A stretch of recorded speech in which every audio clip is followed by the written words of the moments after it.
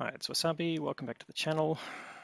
This video is on the K-91-PT reward tank for the Battle Pass system, Tier 9 Soviet tank. That's a reward tank again, not a premium tank as such, so it doesn't have the credit earning of a premium tank, but it does allow you to switch crews in and out without penalty if they're trained for the same type of vehicle and same nation. Let's have a look at the characteristics of the tank. So essentially, let's start with a gun. It is a 122mm gun. The average damage is 390. Shell velocity for the standard round is 862, which is fairly low for the tier. Average penetration is 258 with the standard round, and the premium round is an average penetration of 320, I think, did we say? Sorry, 315. Let's have a look at that in detail with shell velocity of 1147, which is pretty decent, but it's APCR improvement on the armor-piercing rounds. HE rounds have got penetration of 68, which is not bad, and average damage of 530, but very situational for that. Let's go back to the main view. Again, like the Kunze Panzer, it comes with a standard large repair kit with basically infinite amount of use. So every time you play a battle and use your large repair kit, it will just repopulate that and won't cost you anything. That's for the life of the vehicle, and as before mentioned in the other review, you can move it around in terms of slots, so you don't have to have it in the same slot as shown here, but you can't remove it for the vehicle and place it in another vehicle. So you can see the other modules we've chosen is for medical kit and food, and we'll get to that in a second. The main modules we're using here are rammer for the improve the DPM, although it's good DPM to start with, and we'll get to that in a second. Optics for the view range, and vents for overall crew performance. And partly that's because we've got basically the 100% crew that came with the tank, not don't have a Soviet TD crew that I can swap in for the number of crew. This is basically the same crew layout as the Tier 10 Object 268 version 4, so if you had that tank already, then this would be, you'd be able to switch your crews in and out and use this as a crew trainer. So just back to the rate of fire, 8.78 rounds a minute, which is good. Gun loading, therefore, 6.83 seconds, which is quite excellent. And you can see this with the crew and with the rammer. We're getting DPM of 3,400 hit points per minute, which is pretty, well, yeah, quite high. So for the tier. Other things you can look at, gun depression of minus 5.5 is very average. So it won't help you in a lot of situations, and aiming time is the other letdown, 2.33 seconds, and we could have put a gun laying drive in there, but it really wouldn't save you a lot. Could still be over 2.1 seconds or thereabouts, and you'd lose the benefit of some of the other modules. So I think better to have vents or round to improve that as much as possible. Dispersion there, 0.36. So the standard dispersion is about 0.38, 0.39 without the crew effects. And you can see again the crew has got no specific real skill, still very much in training. So no real benefit from that in terms of dispersion. Hit point 1600 and the hull armor. So this is the critical thing, 260 for the frontal armor, 60 for the sides, 45 for the rear. But let me just caution you, 260 is this part of the superstructure here around the above the hull. The top front plate and the lower front plate are only around about 150 millimeters. So they're basically auto pen for any tier 10 and tier 9, and most tier 8s would easily be able to go through the low front plate. So play style when you can do that is to basically try and get a hard object between you and your target. So whether that's rocks or vehicles, or you get so close that you face hug. So this is where it does have some similarities to the Object 268 version 4 in that it's got very good mobility, which let's have a look at that. 40.47 kilometers per hour. Sorry, that's the weight limit. That's not what I'm looking for. 52 kilometers per hour top speed. Now that would be down a hill across most flat terrain. We're getting though in the 40s, which is still pretty excellent. 23 in reverse, which is also good for reversing out of spots. And hull traverse speed also very excellent, 52 degrees. Now this again with the crew and combat rations, etc. But again, that makes it pretty agile as a tank. It's got medium tank sort of mobility.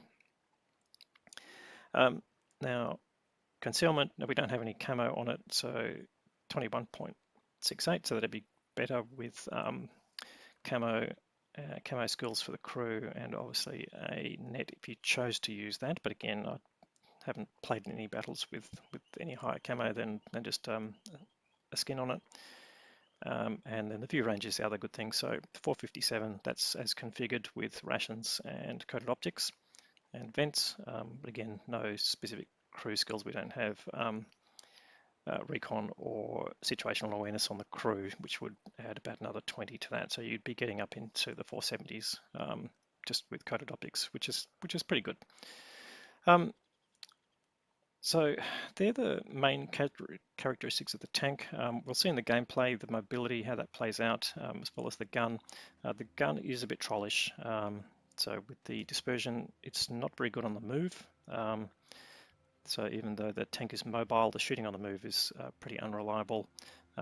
Shooting over distance is also fairly unreliable. Even shouting Russia didn't really seem to make much difference. The rest of the tank, pretty good if you can get it hull down or basically face hugging. Face hugging is really where this plays out really well. You don't have to back up too far to get a shot into an enemy lower hull. Gun depression there is certainly enough. Now the only thing is that this little plate on the side here, if you do angle a bit too much this way, that becomes flat on, so that defeats the purpose of the slope here.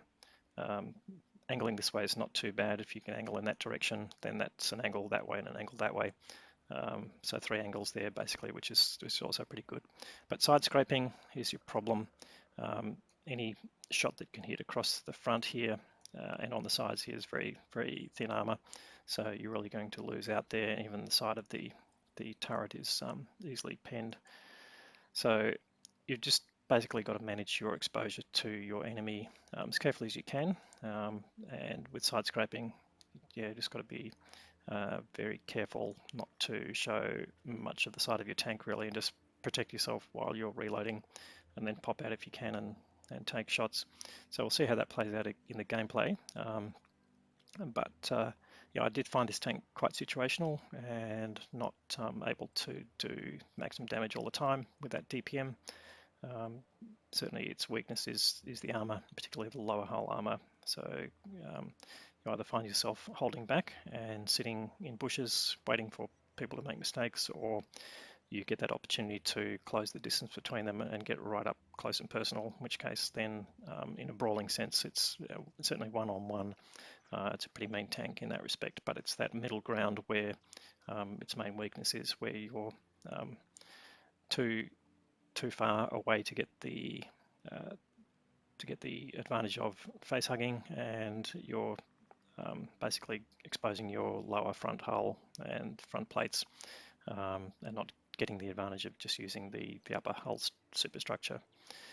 So any other weaknesses really, it's only the cupolas, and even then they're very slim, so there's no real risk there. But certainly shooting down on you is going to be a risk. So if you're in a sort of a hold down position, but the enemy is higher ground than you, then they're going to be able to shoot down easily on this top deck and onto the roof, where they'll overmatch pretty easily. Anyway, let's go and have a look at the gameplay.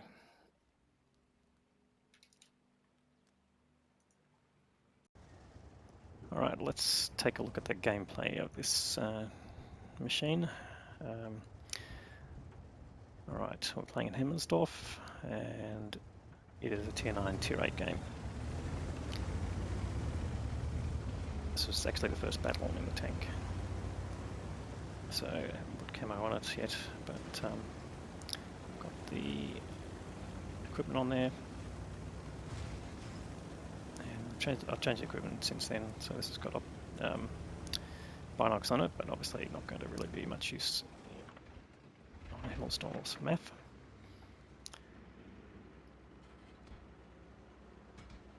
Now you can see pretty good mobility. Moved into position as fast as the medium tank, so that's a good thing. But as it has got relatively weak hull armour, you don't want to be sort of out in the open with it. You either need to get behind rubble like you see on the side of the streets here, or some object that you can put in front of your lower plate. And hopefully this LT-432 won't do anything other than spot us. Just snap a shot there, but the dispersion of the gun is not great, so snapshots in particular, bit of a problem. Also, given that the crew skills are really basic, that's just the 100% crew that came with the tank. We don't have any special skills there, but we do manage to get a snapshot in. So you'll see, now you can look at the aim time as we moves the gun around. It takes a while to get down, but Blue Dog, who we're platooning with, grabs the kill there. So we've taken a little bit of damage, but again, just look at the mobility there. We are doing 30 k's easily, 30 plus k's. Alright, now here, got a bit of a problem. Side scraping, you're going to show your side hull armour to an extent. Alright, but we don't care about that. That ISU 152K is well out of position, and he pays the price for that. We've got the tanks on the corner. Oh nice, the Scorpion is showing his shield, but unfortunately just the time we took to aim, didn't fully aim in, and he managed to punish us with a big hit. Hopefully we can get a bit of revenge on that. Charioteer, that was a snapshot, so a bit of luck there going through.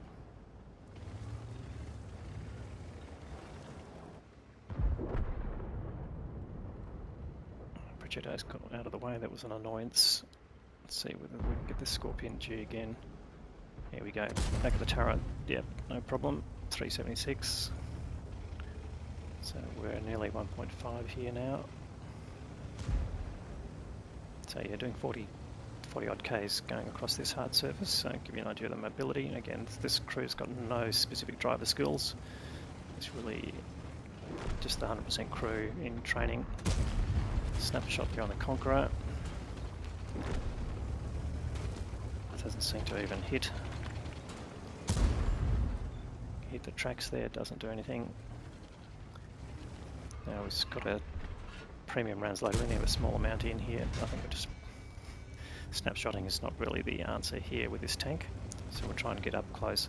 Now this is where this tank can actually do well, up close where they can't get down and see your lower plate, they can only see your hull, your superstructure. Get the kill on the Conqueror.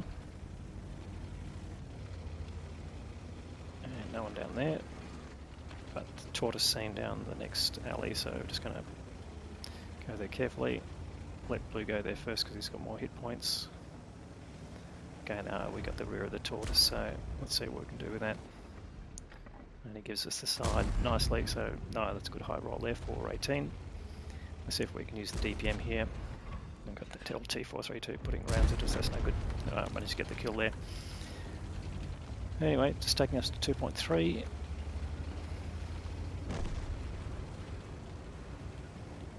Come around here so we can find any tanks to kill. That's the Charioteer. Do get the shot there, he hits our tracks luckily. LT takes him out. And can we find anything else? Only 2 tanks left, a bit of a walkover.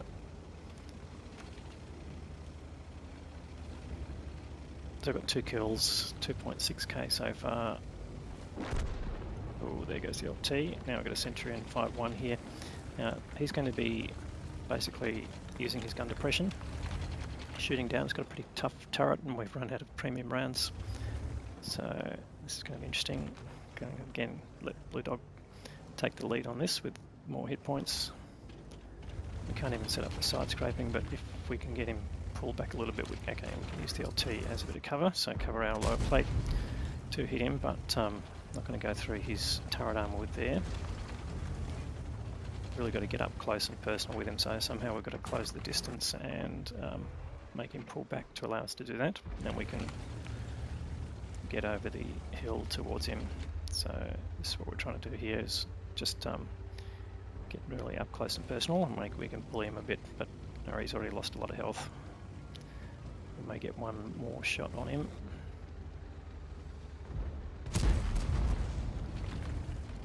He bounces, we bounce off him. I don't even know if that even hit that shell. And we just got to keep pulling back every time we are reloading. Just not going to go through his frontal armor, total turret armor with those. And we might get the side shot here, which we do. Alright, so that gets the kill there.